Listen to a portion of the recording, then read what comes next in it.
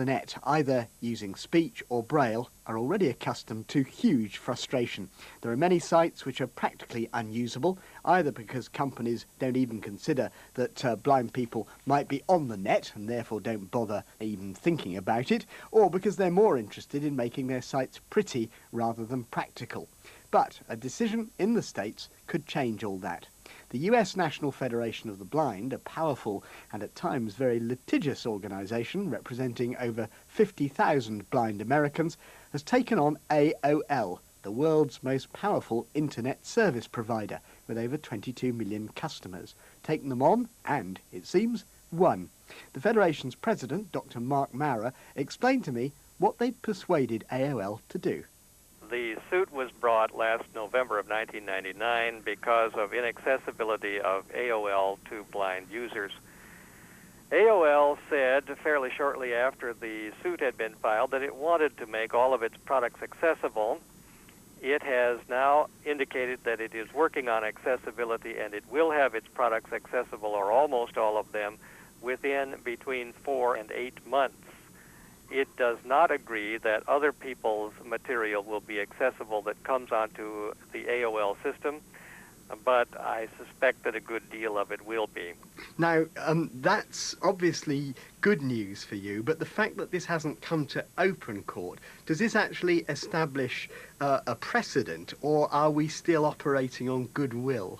There is no clearly established precedent on the matter that everybody agrees establishes that AOL and other internet services are subject to the Americans with Disabilities Act. The AOL people agreed that it would be better for them to make their system accessible.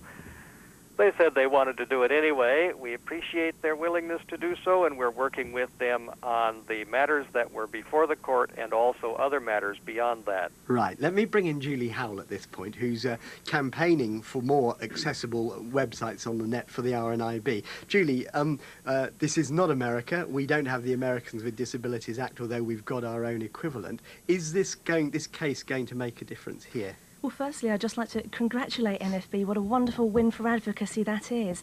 Now, you're right, Peter, to point out that we don't currently have any law in the UK that says all websites must be accessible. However, we do have the Disabilities Discrimination Act, which says that services must be accessible to visually impaired people. Are websites services in themselves? Well, in most cases, yes, they probably are. So I think businesses in the UK would do well to pay attention to this case. But does that mean that you're going to have to perhaps bring a test case in the way that the NFB have in order to establish this? Quite possibly, and that's certainly something that RNIB is always looking into. A difficulty we have is not that we are constantly having our doors being knocked upon by visually impaired people wanting us to take cases. In fact, it's quite the opposite.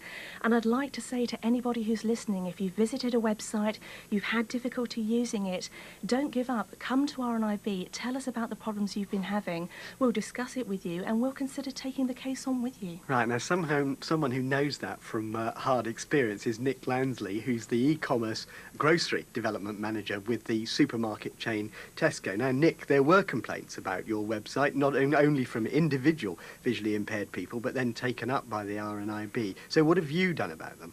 Well, the first thing I went to was to go along to the RNIB and find out what was the problem with our site, because in ignorance, naivety, we thought that maybe our site was fine. So what was wrong with it? Basically, we had used so much in the way of latest technology on the website, frames and images and all kinds of exciting tables and graphs and all that sort of thing. And one of the colleagues of Julie, Mark, tried to use it, and he spent about 20 minutes while I watched in increasing levels of embarrassment trying to even place a product in his basket, never mind check out and have it delivered. So that was the point where I said, well, I'm going to make a promise to you. What we're going to do is deliver a site that doesn't just kind of work okay for visually impaired people and people who are completely blind, but we'll have a separate site that works completely well with the technologies, and that is basically what we've set ourselves the challenge to complete. Right. I want to bring back Julie Howell, because this is all very well, but it's one company, one reaction. You're working across the whole board. I mean, for a start, what is the state of websites generally for visually impaired people? Some are very good, very, very many are terrible and are completely excluding visually impaired customers who want to come and spend money at their sites. But what we've found is that by getting together RNIB but also visually impaired customers, if together we approach these companies, you'd be amazed at the results. We've produced a very successful free video called Websites That Work that we send out to anybody who's responsible for producing a website so they can see what the issues are. I can't stress enough that it really is just ignorance on the part of designers. I want to bring back Dr. Maurer, because when you were in Britain earlier this year, one of the points you made was that there were dangers in anti-discrimination legislation, that it was that you could put people's backs up, you could get a backlash, and yet surely it's been a case like this that has brought about the change in your case, in this case, hasn't it? Yes, I think it has done it.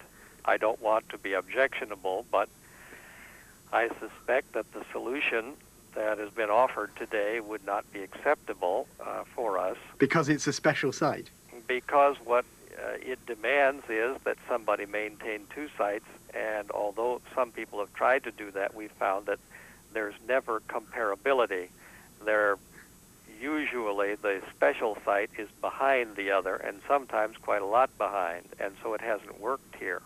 Nick Lansley, do you want to react to that? Yes, when we actually researched an answer to this for visually impaired people, we simply couldn't use the same method. We needed to have a website that had an audio conversation with them so that they could see exactly what was going on and exactly what to do next. Right, but I suppose the real point, Julie Howell, is can this thing be done by you going along and being nice to people and talking to them, or will we actually have to have get the law clearly defined? Our concern is that if you have law in place, then designers are only going to do the minimum, and that's not what RNIB wants. We want designers and companies to go the extra mile for blind people, to recognise the value of the disabled pound, and to design fantastic models of excellence for visually impaired people that can be used by everybody and that doesn't segregate people online. OK, well, Dr. Maurer, Julie Howell, Nick Lansley, thank you very much, and we'll be very interested in other people's reaction, and perhaps remember Julie Howell's message, which is if you don't like what you're getting,